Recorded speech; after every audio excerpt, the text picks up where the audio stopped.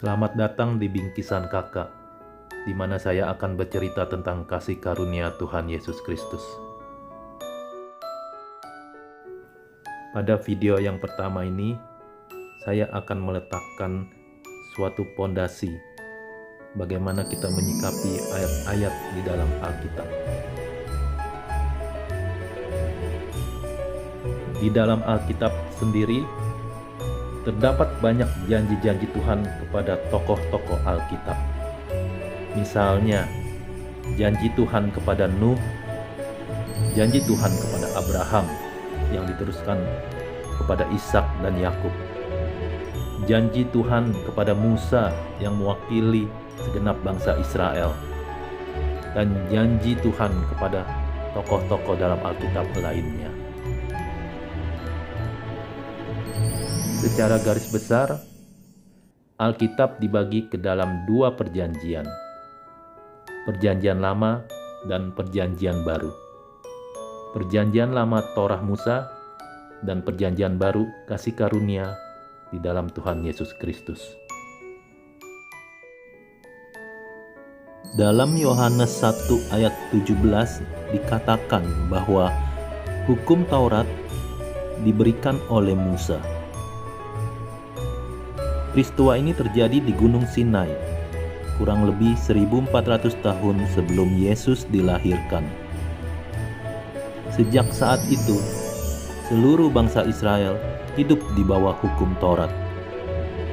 Sampai kapan hukum Taurat ini berlaku?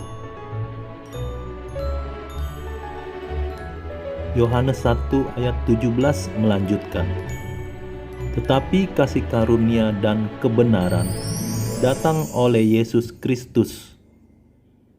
Namun saat itu perjanjian baru kasih karunia belumlah berlaku. Yesus sendiri hidup di bawah hukum Taurat. Dan hanya Yesuslah satu-satunya manusia di muka bumi ini yang sanggup menjalankan seluruh perintah Taurat. Bukankah ke-10 hukum di kedua loh batu itu ditulis oleh tangannya sendiri? Lalu, sejak kapan perjanjian baru kasih karunia itu berlaku?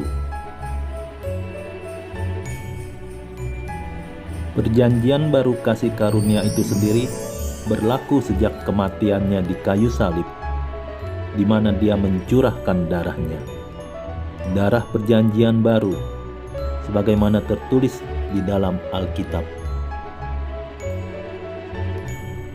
1 Korintus 11 ayat 25 mengatakan, "Demikianlah juga ia mengambil cawan sesudah makan, lalu berkata, 'Cawan ini adalah perjanjian baru yang dimeteraikan oleh darahku. Perbuatlah ini setiap kali kamu meminumnya, menjadi peringatan akan aku.'" Demikianlah sejak peristiwa kematiannya itu, perjanjian baru kasih karunia dimulai. Yesus tidak hanya mati untuk menebus dosa-dosa kita, tapi dia juga dibangkitkan untuk membenarkan kita, sebagaimana tertulis dalam kitab Roma 4 ayat 25, yaitu Yesus yang telah diserahkan karena pelanggaran kita dan dibangkitkan karena pembenaran kita. Setelah peristiwa kematian dan kebangkitannya itu, setiap kita yang percaya, kita adalah orang-orang yang hidup di dalam perjanjian baru kasih karunia. Perjanjian baru yang dimateraikan oleh darahnya sendiri. Sampai di sini dulu edisi perdana Bingkisan Kakak. Bincang-bincang asik dan santai tentang kasih karunia, di mana saya akan bercerita tentang kasih karunia Tuhan Yesus dari ayat-ayat di dalam Alkitab. Buat teman-teman yang diberkati, silakan like dan share video ini. Jangan lupa mensubscribe channel ini, dan sampai ketemu di video-video selanjutnya. Salam.